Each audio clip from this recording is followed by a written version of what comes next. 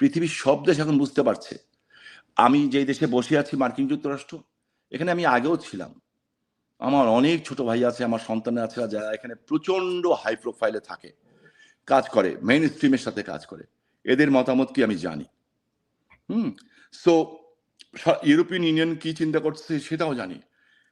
এরা কেউই আরেকটা এক্সট্রিমিস্ট কান্ট্রি হোক, এবং বাংলাদেশ যদি আমি একদম স্ট্রেট বলতেছি আপনাকে, আর্মির 2 জন বড় বড় অফিসারের সাথে কথা হলো, আমাকে বললেন ওনারা যে কি করছেন, কি ভাবছেন শাহিন ভাই। আমি বললাম যে আসবো। আসবেন নাকি? আমি বললাম যাই না, আপনারা ব্যবস্থা করেন, আপনারই তো দেশের সেনাবাহিনী, যা কিছু করেছেন আপনারই তো করছেন। উনি বললেন জলদি আসার ব্যবস্থা করেন। আমি বললাম ফাইন, কেন? বলে দরকার হলে বিএনপির সাথে আপনারা নেগোসিয়েশন করেন। আমি সেটা তো বিএনপির বুঝতে হবে। বিএনপি একটা ডানপন্থী দল, মধ্যপন্থী ডানপন্থী দল। আজকে বিএনপি 100% চরম উগ্র ডানপন্থীদের কবজায় পড়ে গেছে। ওর কয়দিন পরে ওনাদের নিঃশ্বাস নেওয়ার জায়গা থাকবে না, একুল ওকুল দুকুল হারাবে ওনারা। আপনি আমার এই কথাটা লেখে রাখেন। ফ্র্যাঙ্কেস্টাইনের সাথে বন্ধুত্ব করে কোনো লাভ নাই। মনে করছেন যে এইভাবে থেকে উনি প্রধানমন্ত্রী থেকে যাবেন? Not at all. যদি আওয়ামী লীগ, ওরা যেটুক এখন পর্যন্ত চেক অ্যান্ড ব্যালেন্স করছে, আওয়ামী লীগের ভয়ে করছে, শেখ হাসিনার ভয়ে করছে যে কখন ফিরবেন, এই কারণে এই ভয় চলে যায়, আগামীকাল বিএনপি ক্ষমতা থাকবে না, তারেক সাহেবও ক্ষমতা থাকবেন না। এটা আপনাকে আমি লিখিত দিচ্ছি। এই 2 সেনা কর্মকর্তা কি আপনার কাছ থেকে খবর নিলেন আসলে আওয়ামী লীগ কি চিন্তা করছে? নো, তারা, আমি জানি তারা দেশপ্রেমিকের সন্তান, তাদের বাবা মুক্তিযুদ্ধ ছিলেন, এইটুকু আমি জানি। তারা চিন্তিত দেশ নিয়ে। তখন আমি বললাম যে আপনি সেনাবাহিনী, আপনারা পারছেন না? কয় না আমরা পারবো না। আমি কেন? তো কেন উত্তর পেয়েছি ওটা আমি এখন আর ব্যাখ্যা দিতে চাই না, কারণ আমাদের সেনাবাহিনীর ভাবমূর্তি নষ্ট হোক এটা আমি চাই না, কারণ আমাদের সেনাবাহিনীর একটা ব্যাপক ভাবমূর্তি সারা বিশ্বে তৈরি হয়েছে, বাট ওটা কিন্তু নষ্ট হয়ে যাচ্ছে, আস্তে আস্তে নষ্ট হচ্ছে।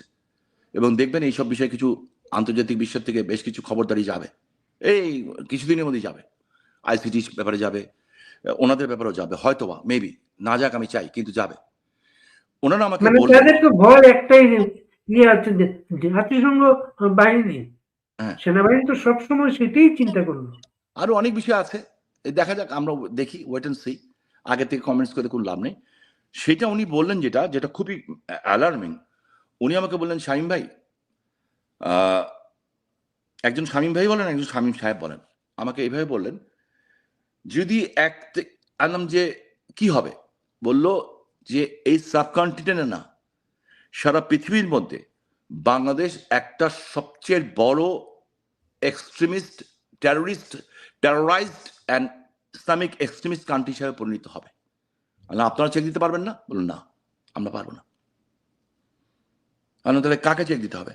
বললো এইটা চেক দেওয়ার ক্ষমতা একমাত্র জাতির পিতার কন্যা ছাড়া কেউ পারবে না। So do something. ওনারা আমাদের সহজ সরল হিসাবে যাচ্ছেন যে বিএনপির সাথে কথা বলেন, হ্যান করেন। তাই না যে আমরা বিএনপির সাথে কথা বলবো কিভাবে? বললো আপনারাই তো বিএনপি ইলেকশন করলেন, and it's they are true. আমি করেছি, আমি নিজেও করেছি। আমাদের একটা আদর্শ আছে, আমাদের বাড়ি ঘর সমস্ত কিছু ভেঙেছে বিএনপি, 98% বিএনপির লোকেরা ভেঙেছে, পিছনে জামাত ছিল। হ্যাঁ, সুপ্ত আর গুপ্তর খেলা চলতেছে এখনো, যে কারা ওদের ভিতরে সুপ্ত আর কারা গুপ্ত আমি জানি না। বাট যখন আদর্শিক প্রশ্ন এসছে, জাতির পিতার কন্যা শেখ হাসিনা একটা কথা বলেছিলেন একটা বক্তব্যে, যারা আমরা বুঝদার আমরা বুঝে নিয়েছিলাম, স্বাধীনতা বিরোধী শক্তি যাতে ক্ষমতা আসতে না পারে। তখন ভোট হয়েছে না ভোট হয়নি এটা ব্যাপার না, কিন্তু এর ভিতরেও কিন্তু সমীকরণ ছিল। আমার এলাকাতে প্রথম চুরি ধরা পড়েছে, আমার এলাকায় নারায়ণগঞ্জ 3 আর 4 ওটাকে কেটে দিয়ে 2টো করা হয়েছে। নারায়ণগঞ্জ 3-এর যিনি এমপি ক্যান্ডিডেট, যে মান্নান নাম ওনার, গোদনাইল ধনকুণ্ডা স্কুল, বিকাল 5:30 পৌনে 6টার মধ্যে জামাত ইসলামের আমির ওখানে ঢুকে ভোট কাটা শুরু করেছিল। খবর কিন্তু বিএনপি পায়নি, আমি পেয়েছি, সাথে সাথে জানিয়েছি তাদের, এবং জার্নালিস্ট পাঠিয়েছি, ধরাও পড়েছে হাতে হাতে, ভিডিও ফুটেজ এসেছে। আমরা কেন চেয়েছি? আমরা মনে করেছি ওকে ফাইন, বিএনপি একটা মধ্যপন্থা অবলম্বন করে, ডানপন্থী কিন্তু মধ্যপন্থা আন্দোলন করে, অন্তপক্ষে ইয়ে করবে না। হ্যাঁ, বিএনপির সময় অস্ত্রপতি জাহাজ এসছে, বাট এরা ইসলামিক এক্সট্রিমিস্ট না, কিংবা আমার দেশকে ব্যবহার করে অন্য দেশে তারা লস্করে তৈয়বা কিংবা আল কায়দা পাঠাবে না। এইটাই আমাদের একটা ধারণা ছিল, কিন্তু আমার মনে হচ্ছে এখন তারা তাদের হাতে বন্দী হয়ে গেছে। এই যদি বন্দী হয়ে যায়, তারা আপনাদের সাথে বিট্রে করলো, আইন পাস করলো, হ্যাঁ বিট্রে করে আবার বিলও পাস করলো, সবই করতেছে। তো দ্যাটস ফাইন, ওনারা যা কিছু করার করুক। So actually betrayer is always betrayer, once a betrayer is always betrayer. তো কোনো একটা পর্যায়ে আলোচনা দরকার, তাই তো? জি জি জি, আলোচনা তো উচিত ছিল। আমরা তো ভেবেছিলাম যে তারা আলোচনা করবে, আলোচনা না করে আমাদের নামে একের পর এক মামলা দিয়ে যাচ্ছে। বাড়ি ভাই, আপনার মাধ্যমে বলতে চাই, যারা আমাদের নামে মামলা দিচ্ছেন এবং দিয়েছেন, আইসিসিতে যে মিথ্যা সাক্ষী দিয়েছেন, আমি লতে সারা বাংলাদেশে 6ষ্ঠ স্থান অধিকার করেছিলাম। আইন আমি খুব ভালো বুঝি। সো মিথ্যা সাক্ষী দেওয়া এবং মিথ্যা মামলা করা, এটাও কিন্তু একটা চরম অপরাধ। যাদের কথায় আপনারা মামলা দিয়েছেন এবং যাদের কথায় যে মামলা সাক্ষী দিচ্ছেন, পরে বলবেন ভাই আমরা কিছু জানতাম না, আপনাদের কিন্তু ফেস করতে হবে এটা। Because we have all the proof, audio video সব কিছুর প্রুফ আছে, কে কোথায় কখন ছিলাম। এর বেশি কিছু বলবো না। সো যাই কিছু করেন, একটা জিনিস মাথায় রাখবেন, nothing is permanent in this world. কিচ্ছু পার্মানেন্ট না, আমরাও না, একমাত্র মৃত্যু ছাড়া কিচ্ছু পার্মানেন্ট না। দুজন সেনা কর্মকর্তার সাথে আপনি আলোচনার কথা বলেন, আর কাদের সাথে আলাপ হয়? আলাপ অনেক মানুষের সাথে হয়, সবটা তো আর বলা যায় না ভাইজান। অনেকের সাথে আলাপ হয়, বিএনপির লোকদের সাথেও আলোচনা হয়।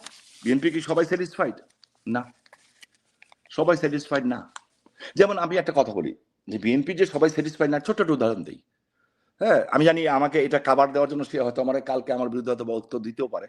ছোট মানুষ, বাচ্চা মানুষ, আমি ওর নামটা জানি না, ভুলে গেছি। বাট ওনার বাবাকে আমি খুব সম্মান করতাম, সাদেক হোসেন খোকা সাহেবের ছেলে।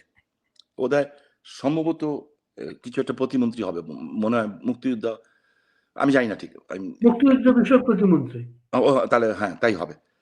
ওই যে যেদিন ওই যে রাষ্ট্রপতিকে বেইজ্জত করে সব অনুষ্ঠান বন্ধ করে দেওয়া হলো, স্বরাষ্ট্রমন্ত্রীকে বেইজ্জত করা হলো, আমি দেখলাম মুক্তিযুদ্ধের রক্ত কিন্তু মুক্তিযুদ্ধের রক্ত। সে কিন্তু ঠিক খেপে গেছিল, খেপে যে মাইকে সে যে কিন্তু ডাইরেক্টলি বলেছিল কিসের জুলাই যোদ্ধা, কি অবদান আপনাদের, রীতিমতো সে খেপে গেছিল। ছোট মানুষ, বয়স কম, এবং ধমকও দিয়েছিল। পরে আরো হয়েছে, শুরু হয়ে গেল। পরে তাকে সরিয়ে দিলে সালাউদ্দিন সাহেব গেল। শরীরে মুক্তিযুদ্ধ রক্ত আছে তো মানতে পারে না। তো এই বিএনপির ভিতরে তো আছে, এরকম লোকও আছে, তাদের সাথেও কথা হয়। আমার মনে হয় তারাও স্যাটিসফাই না, তারাও বুঝতে পারছে। আর যেইভাবে বিএনপির মানে ছোটখাটো নেতার থেকে বড় নেতারা দেখতেছি যে বেশ কিছু দেশের নাম আমি বলতে পারি, হ্যাঁ, মালয়েশিয়া, থাইল্যান্ড, দুবাই, এই সমস্ত জায়গায় যাতায়াত করছেন, আবার জিনিস আনছেন আর জিনিস ফেলে দিয়ে যাচ্ছেন, রেখে যাচ্ছেন সবকিছু। আমার তো মনে হচ্ছে যে তারা বুঝতে পারছেন যে বেশি দিন না, বেশি দিন নাই। সো আমি আর আরেকটা জিনিস কি, ডক্টর ইউনূস রাষ্ট্রপতি হবেন এরকম একটা ধারণা অনেকের ছিল, এরকম একটা নেগোসিয়েশনও ছিল। তারেক রহমান প্রধানমন্ত্রী, ইউনূস রাষ্ট্রপতি।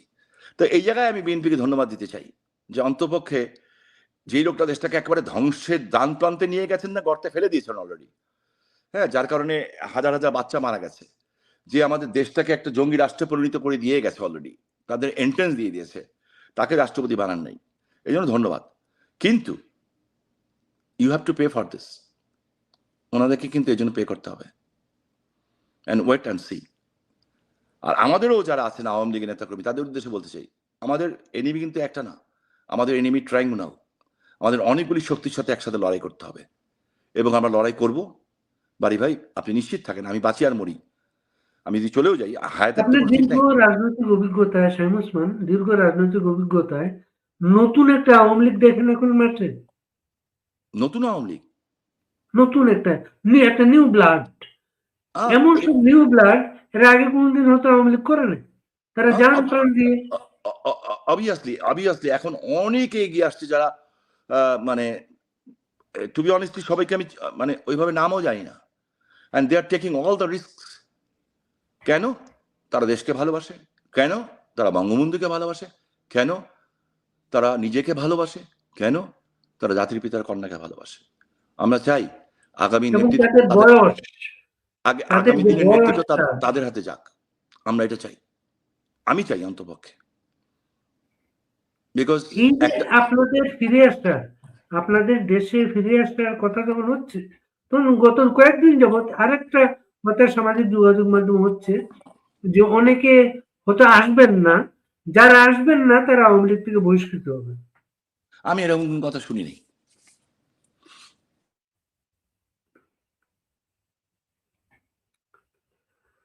আমরা শামীম ওসমানের সংযোগটা একটু অপেক্ষা করছি। আমরা চমৎকার একটা আড্ডা দিচ্ছি। বাংলাদেশের খুবই আলোচিত একটা মানুষ শামীম ওসমান, আমরা তার সঙ্গে কথা বলছি। তিনি খুব অকপটে তার মনের কথাগুলো বলছেন, মনের কথাগুলো বলছেন, এবং তিনি এই প্রথম কোনো অনুষ্ঠানে কথা বলছেন। তাকে আমরা কয়েকদিন আগে আমেরিকার বিভিন্ন প্রোগ্রামে দেখলাম। দেখার পরে আমরা অনেক মানুষ তার কথা শুনছিল, আমরা তার সংযোগটা বিচ্ছিন্ন, আমরা অপেক্ষা করি। অনেক মানুষ তার কথা শুনছিল, আমরা তাকে কন্টাক্ট করলাম। কন্টাক্ট করার পরে উনি আমাদের সাথে কথা বলতে রাজি হলেন। তার সাথে আমাদের ব্যক্তিগত একটা সম্পর্ক বহু বছরের। যখন নারায়ণগঞ্জের চাষাড়ায় আওয়ামী লীগ অফিসে বোমা হামলা হয়, সেই রাত্রে আমি স্পটে ছুটে গিয়েছিলাম। সেই স্পটে একটা ভয়াবহ একটা পরিস্থিতি ছিল তখন পুরা নারায়ণগঞ্জ জুড়ে। তখন তাকে কিন্তু সেখান থেকে সিএমএইচে নিয়ে আসা হয়েছিল। সিএমএইচে অনেকদিন কিন্তু তিনি চিকিৎসায় ছিলেন। তো সিএমএইচ থেকে তার সাথে কথা হতো। বাড়ি ভাই, আমার লাইনটা বোধহয় ডিসকানেক্ট না, হয়েছে। না, ঠিক আছে। আমরা আসলে আপনার ইয়েটা আর কি, আপনি ওই নেত্রী কি বলেন আপনাকে? হ্যাঁ, নেত্রী একটা কথাই শুধু বলেন যে আল্লাহ যখন বাঁচিয়ে রেখেছেন, এবং বাড়ি ভাই এই কথা বলেই আমি একটা কথা বলতে চাই আপনাকে। হ্যাঁ, এটা আপনি আমাকে একটু বলার সুযোগ দিন। হ্যাঁ, মধ্যেখানে 2 মিনিট আমি শেষ করবো কথাটা। অবশ্যই। আমি রাজনীতি কিন্তু আগে অন্যভাবে বুঝতাম, যেমন এখনো অনেকে বুঝে। হ্যাঁ, আমিও বুঝতাম তেমন ভাবে। রাজনীতি মানে নাম হবে, নেতা হব, এমপি হবে, মন্ত্রী হবে, পার্টি সেক্রেটারি হব, প্রেসিডেন্ট হব। আমাকে আমার নেত্রী 2 বার মন্ত্রী দিয়েছেন, আমি হইনি। আমাকে ছাত্রলীগের জেনারেল সেক্রেটারি বানিয়েছেন, আমি দেওয়াল টপকে পালিয়ে গেছিলাম, হইনি। হ্যাঁ, আমার কবে এটা? যখন অসীমদা হয়েছিল ছাত্রলীগের সেক্রেটারি, তখন হ্যাঁ সুলতান ভাই নিয়ে গেছিলেন। আমি দেওয়ালটাকে পালাই, আমি পদ পদবিতে যাইনি কোনো সময়। কেন আমি চাইনি হতে, আমার কোনো বাইন্ডিংসে থাকতে ভালো লাগে না। তো আমি একটা কথা বলতে চাই। হ্যাঁ, তো তখন অত রাজনীতি বুঝতাম না, ছোট মানুষ ছিলাম। যখন আস্তে আস্তে বুঝতে শিখলাম, তখন বুঝলাম যে আচ্ছা ঠিক আছে, এটা হওয়া দরকার। এটা অনেকে বন্ধু বান্ধব বলতো, কেন হবি না, মন্ত্রী হও, এটা হও, এটা হও, এটা হও। 2001-এ জাতির পিতার কন্যা যে শেখ হাসিনা, যাকে আমরা অসম্মান করলাম, চরম অসম্মান করলাম, বেজ্জত করলাম কিছু লোকের দ্বারা, যে সম্মানটা আল্লাহ তাকে ফেরত দিবেন, এটা আমি আপনাকে গ্যারেন্টি দিয়ে বলছি। ইনশাল্লাহ, ইনশাল্লাহ, ইনশাল্লাহ, ইনশাল্লাহ। এমন কোনো অলি আলিয়ার দরবার নাই যে তার জন্য দোয়া হচ্ছে না। বাংলাদেশের লাখো কোটি কোটি মানুষের হাত তার জন্য উঠে আছে। ভুল করলে আমরা করেছি, উনি করেন নাই। ভুল করলে আমরা করেছি। এই ভদ্র মহিলা 2001-এ গেলেন মিটিং করতে নারায়ণগঞ্জ 2500-এ, দুপুর 1টা বাজে। বাড়ি ভাই, বিশ্বাস করেন, কাঠ ফাটা, মানে গরম, মানে কি একদম ভাদ্র মাসের গরম। আমি যখন জেলা আওয়ামী লীগের সেক্রেটারি, মাইক কন্ট্যাক্ট করছি, উনি বক্তব্য দিলেন, শেষ করলেন। আমি একদম তখন অলরেডি গোপালগঞ্জে 75 কেজির ওজনের যে বোমা, সেটা পাওয়া গেছিল। সো সবাই ওনার নিরাপত্তা নিয়ে খুবই অরিড। তো উনি মিটিং শেষ করে চলে গেলেন। আমার পাঞ্জাবি পায়জামা ভিজে, মনে করেন একেবারে মানে নিজের কাছে নিজে মানে ঘৃণা লাগছিল যে এত মানে নোংরা অবস্থা। তো এসএসএফ এর গাড়ি চলে গেল, হেলিকপ্টারে এসেছিলেন আপা। তো কিছুক্ষণ পরে এসএসএফ ফেরত আসলো, এসে আমাকে বলছো, স্যার স্যার স্যার স্যার। আমি জি। বলে আপনাকে মাননীয় প্রধানমন্ত্রী ডাকছেন। আর আমাকে কেন? বলে আমরা যাই না, একটু তাড়াতাড়ি আসেন। তো আমি আবার লাফ দিয়ে গাড়িতে উঠলাম, জিপে উঠলাম, গেলাম, টান দিয়ে গেলাম। ওখান থেকে 1 থেকে 1.5 কিলোমিটার দূরে। একটা হেলিকপ্টার সেনাবাহিনী রাখা, হ্যাঁ আমি দেখলাম তার থেকে 100-200 হাত দূরেই বেশ কিছু মহিলা বাড়ি ভাই, তখন বাংলাদেশে একদম গ্রামের মহিলা, 2500 গ্রাম এলাকা এটা, ব্লাউজ পরা নাই, কিছু মহিলা, বয়স আমার মার মতো বয়স, সবাই মানে 60 ঊর্ধ্ব বয়স, সবার 70-75 বছর বয়স, ছিঁড়া টিরা শাড়ি পরা, বুড়া বৃদ্ধ বৃদ্ধ মানুষগুলি সব লুঙ্গি পরা, পাঞ্জাবি পরা, কিছু মানুষের মাথায় টুপি আছে, কিছু মানুষের টুপি নাই, আর ছোট ছোট বাচ্চা, এর মধ্যে মনে করেন 100-200-300 বাচ্চা, এর মধ্যে মনে করেন ম্যাক্সিমাম কাপড়ই নেই শরীরে, ন্যাংটা পিচ্ছি আর কি, 3-4-5 বছরের বাচ্চা, ওরা তো জানে না এটা কে, তোরা বাচ্চাগুলি হাসিনা হাসিনা বলে হাত দেখাচ্ছে। তা আপা হেলিকপ্টার আমাকে বললেন যে শামীম তুই একটু যাবি আমার সাথে, আমি কোথায় আপা, বললো কুমিল্লার চান্দিনা যাব জনসভা। আমি আপা আমার অবস্থা এরকম করে, কিচ্ছু হবে না, যে আমি সকাল থেকে কিছু খাইনি রে, হ্যাঁ আমি কিছু খাইনি, তুই যদি যাস তা তুই একটু 40-45 মিনিট বক্তব্য দিস, ওই সময়টা আমি সার্কিট হাউসে একটু রেস্ট নিবো আর একটু কিছু খাবো, আমার অনেক মায়া লেগে গেল। বললাম আচ্ছা আপা এই অবস্থায় যাবো, বললো হ্যাঁ চলো কিচ্ছু হবে না, বললাম জি আছে চলেন। তো উনি হেলিকপ্টার দিয়ে উঠছেন উপরে, 4টা-5টা সিঁড়ি উঠেছেন বাড়ি ভাই, আল্লাহকে সাক্ষী রেখে বলছি, 4টা-5টা সিঁড়ি উপরে উঠেছেন, হঠাৎ করে দেখলাম ইউটার্ন দিলেন, নামলেন, নেমে ওই মানুষগুলির দিকে চলে যাচ্ছেন, সেনাবাহিনী দৌড়ে আসলো, এসএসএফ পিজিআর সব, স্যার স্যার স্যার যাবেন না sir, sir please sir, sir please sir, sir যাবেন না স্যার। উনি বলেন সরো সরো সরো সরো করতে, একটা সময় ধমক দিলেন, সরো তো সরো, এটাই জাতির পিতার মেয়ে, ওরা আমাকে মারবে না, আমাকে কারা মারবে আমি জানি। দেন উনি ইন করলেন, আমি দেখলাম ওই বৃদ্ধা বৃদ্ধা মহিলাগুলি ওনাকে জড়িয়ে ধরছে, ওদের বুকের মধ্যে ওনার মাথাটা দিয়ে আদর নিচ্ছেন,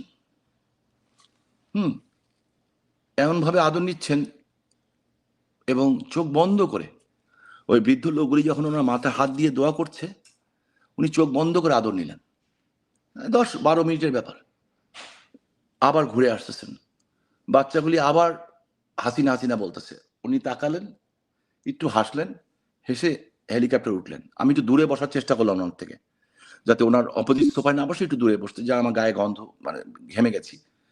তো উনি বললেন এখানে বসো, আর না আপা ওদিকে বসো, বললো এখানে বসো, বসলাম। তো হেলিকপ্টার থেকে এইভাবে নিচের দিকে দেখা যায়, হেলিকপ্টার তো এইভাবে উপর দিকে উঠে, উনি নিচের দিকে তাকিয়ে আসেনি মানুষগুলির দিকে, বিশ্বাস করেন বাড়ি ভাই, ওনার চোখ দিয়ে টপ টপ টপ টপ করে পানি পড়ছে আর মুখে হাসি।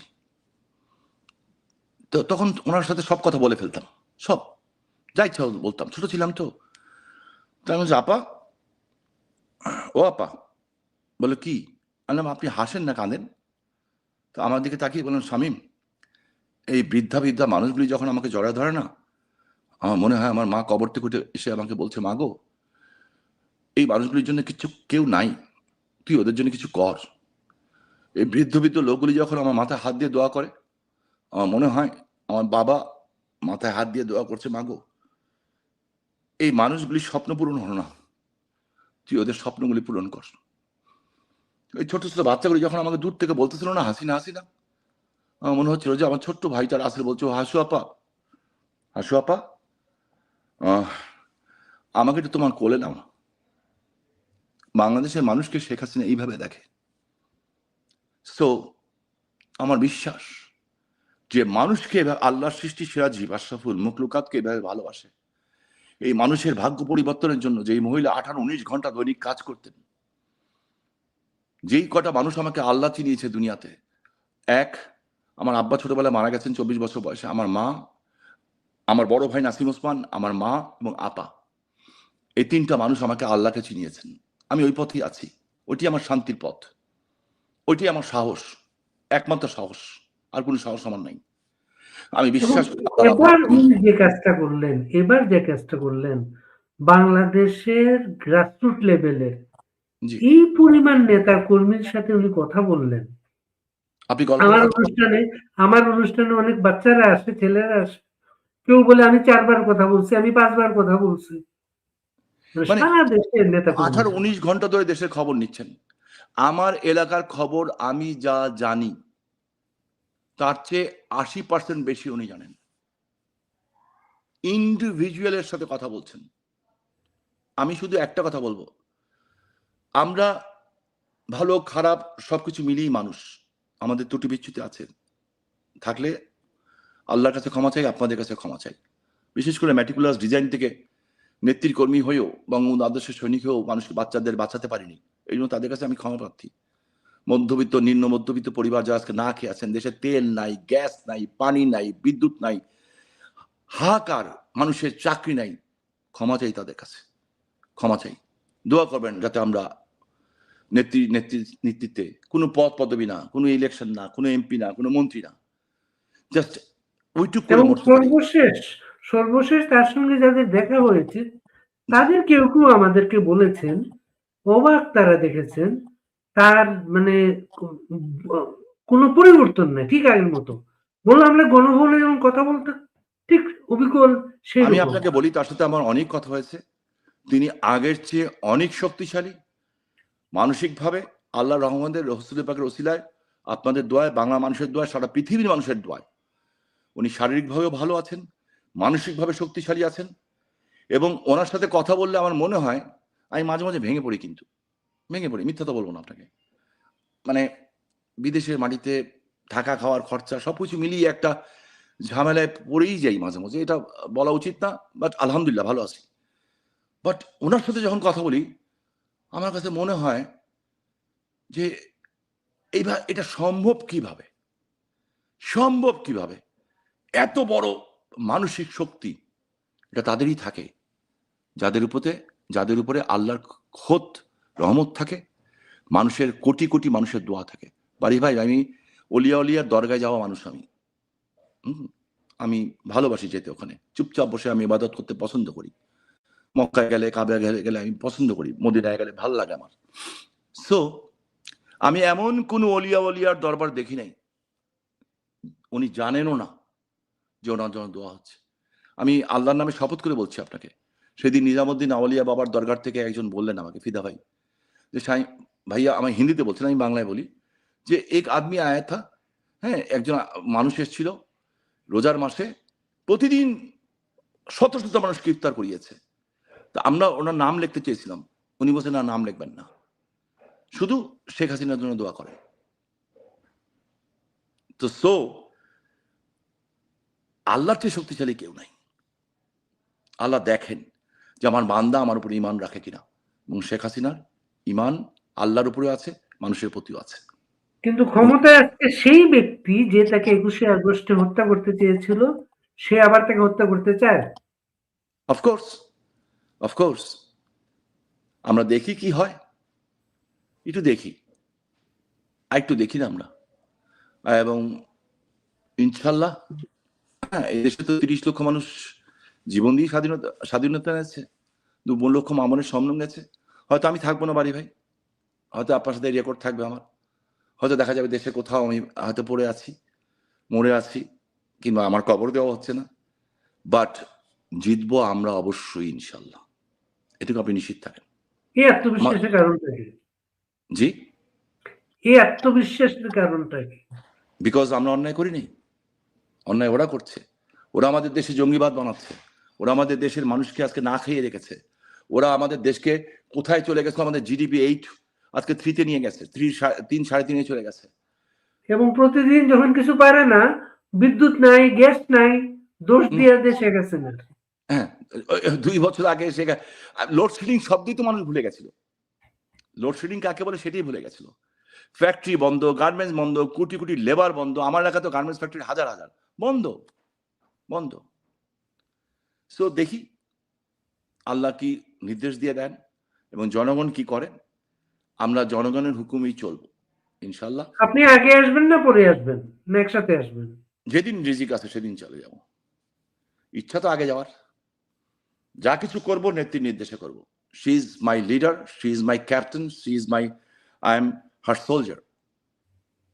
উনি আমার অধিনায়ক, উনি যা বলবেন। এবং সবচেয়ে বড় কথা, শি ইজ মাই মাদার, সে আমার মা হয়।